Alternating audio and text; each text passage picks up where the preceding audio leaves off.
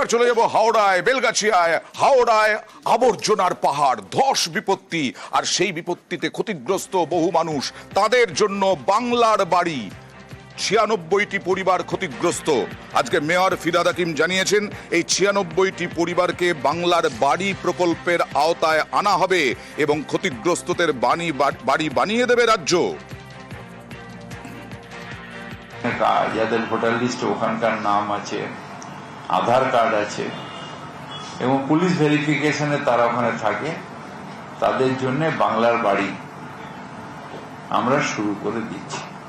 Already soil test করেছি Jadavpur, report আসলে আমরা ওই জায়গাটা আপনাদের ডিসক্লোজ করে দেবো যেখানে হবে। 96 ফ্যামিলি আমরা 6টা বাংলার বাড়ি করছি, এক একটা টাওয়ারে করে। এটা 1-1.5 বছর সময় লাগবে। তার মধ্যে ওদের ওখানে আমি কন্টেনার করে দিয়েছি, কন্টেনার ওরা থাকবে। আর কিছু মানুষ আছে যারা কাছাকাছি, তাদের বলেছে আত্মীয়দের বাড়িতে থাকবে। আর আজকে নিউজ 18 বাংলা কোথায় গেল? হাওড়ার বেলগাছিয়ায় যে আবর্জনার পাহাড়, তাতে দাউ দাউ করে জ্বলছে আগুন চারিদিকে। সেই আগুনের মাঝে নিউজ 18 বাংলার ক্যামেরা। হাওড়ায় এইখানেই ধস নেমেছে, এইখানেই আবর্জনার পাহাড়, আর এইখানেই দাউ দাউ করে আগুন জ্বলছে। আমাদের প্রতিনিধি দেবাশিস চক্রবর্তী পৌঁছেছিলেন সেখানেই। আবর্জনা স্তূপের নিচেই তৈরি হয়েছে মিথেন গ্যাস, আর যার জন্যই এত বড় ধস। আর সেই মিথেন গ্যাসের কারণে ভাগাড়ের বিভিন্ন অংশে এখনও দাউ দাউ করে জ্বলছে আগুন। তবে সেই আগুন এখনও নেভাতে না পারলে আরও বড়সড় দুর্ঘটনা বা ধস নামতে পারে বলে মনে করছেন বিজ্ঞানীরা। ক্যামেরায় কাঞ্চনের সঙ্গে দেবাশিস, নিউজ 18 বাংলা, হাওড়া। গতকালই পুর নগর উন্নয়ন মন্ত্রী জানিয়েছিলেন যে এই আবর্জনার পাহাড় ভাগাড় কেটে মাঠ তৈরি হবে 3 বছরের মধ্যে। এই আবর্জনা কোথায় যাবে? হাওড়ার আবর্জনা 350 মেট্রিক টন কলকাতা নেবে। এই আবর্জনার 350 মেট্রিক টন নেবে কলকাতা, আরামবাগে। এছাড়াও 250 মেট্রিক টন যাবে বৈদ্যবাটিতে, 350 মেট্রিক টন জঞ্জাল যাবে কলকাতার ধাপায়, আর 250 মেট্রিক টন জঞ্জাল যাবে বৈদ্যবাটিতে।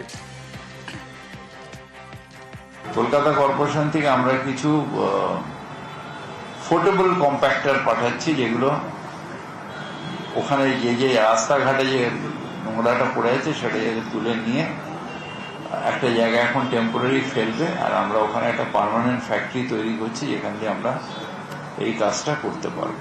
শিফট করছি, সেটা আমরা একটা সাইডে একটা জায়গা পেয়ে সেখানে শিফট করছি। আর রেগুলার মালটাকে আমরা বৈদ্যবাটিতে আপাতত শিফট করছি। কলকাতা কর্পোরেশনও কিছু নিচ্ছে। শিলিগুড়িতে জঞ্জাল যন্ত্রণা। সেই জঞ্জাল কখন ফেলা হচ্ছে? যখন সন্ধেবেলা পুরকর্মীরা সাফাই করে যাওয়ার পরে আবার নতুন করে জঞ্জাল ফেলা হচ্ছে। সেখানে জরিমানা করা হবে, সিসি ক্যামেরা বসানো হবে, রাত্রিবেলাও সাফাই হবে। আরামবাগে আবর্জনার পাহাড়, সেখানে হাওড়ার আতঙ্ক।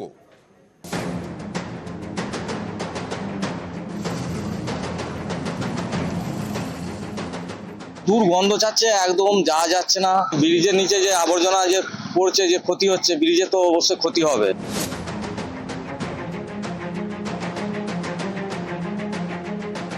হোটেল দোকান যতগুলো আছে সব এখানে এসে নোংরা ফেলে। রাতে বলি এখানে ফেলতে না করি, তাও এসে ফেলে দেয়। কাকে একে না করবো?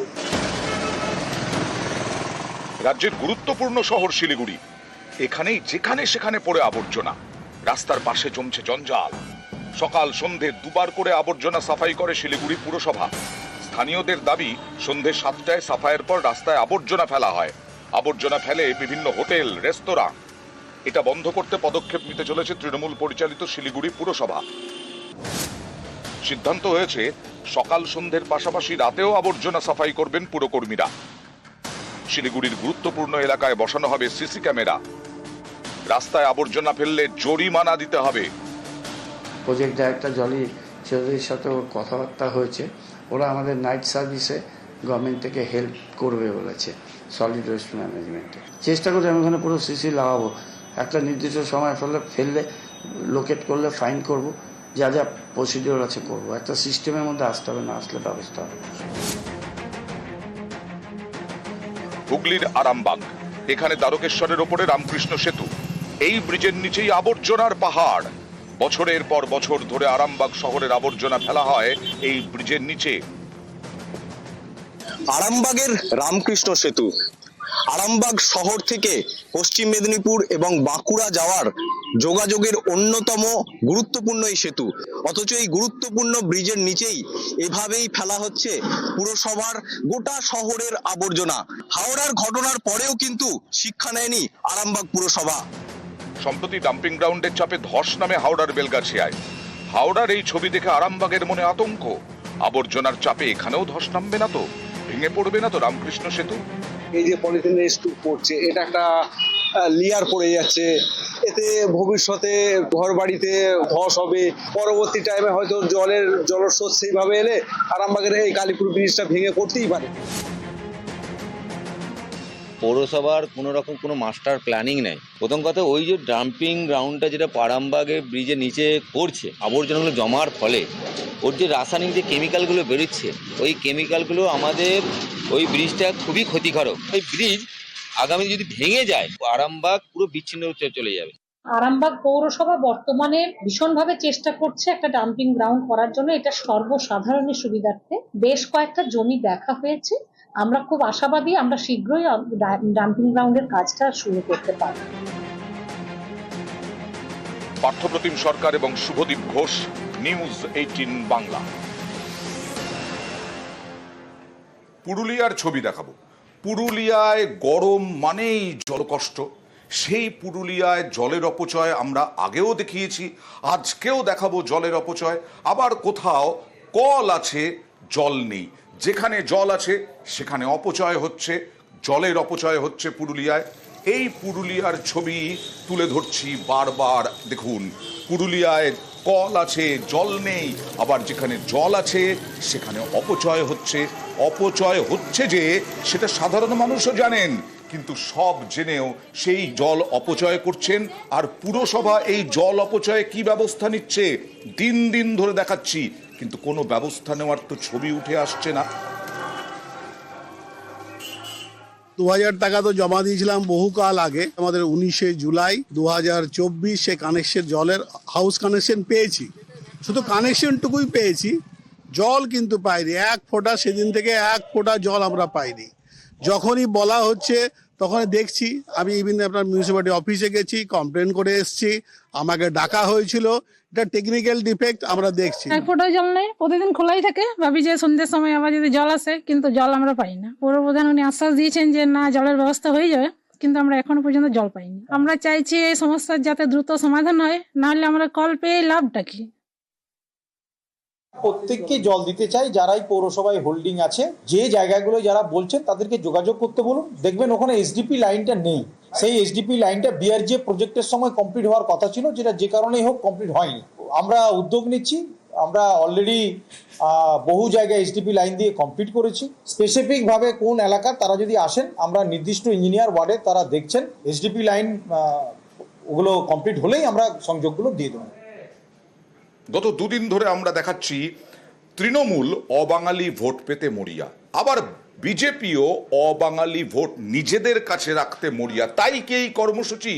22শে মার্চ আসানসোলে বিহার দিবস পালন হলো। হ্যাঁ, অগ্নিমিত্রা পল এবং মধুবনীর সাংসদ, বিহারের মধুবনীর সাংসদ, তারা দুজনে মিলে আসানসোলের বার্নপুরে বিহার দিবস পালন করলেন। এখানেই প্রশ্ন উঠছে, ভোটের আগে অবাঙালি মন জয়ের চেষ্টা? আমরা এই রাজনীতি করি না, দেশকে ভাগ করার রাজনীতি করি না, ধর্ম, জাত পাত এই নিরিখে। তাই সবাইকে একজুট করে মাননীয় প্রধানমন্ত্রী চান যে ইউনিটি ইন ডাইভার্সিটি, সেই এটা মাথায় রেখে সবাইকে নিয়ে আমরা শক্তিশালী ভারত গঠন করি। এতদিন না করে হঠাৎ করে এখানে হিন্দি দিবস, এইখানে যারা আছেন আমরা সবাইকে বাঙালি মনে করি। যারা পশ্চিমবঙ্গে থাকেন তাদের একটাই পরিচয়, তারা বাংলার মানুষ। টাইটেল পদবি আলাদা হতে পারে, তারা এতদিন পশ্চিমবঙ্গে রইলেন, এতদিন হিন্দি দিবস পালন হলো না। ওই যে ওই হিন্দুত্বের ঝান্ডাকে আগে নিয়ে গিয়ে ভোটের বিভাজন করা, আর কিচ্ছু না। এতে কিচ্ছু হবে না, বিজেপি আবার আরো আসন কমবে।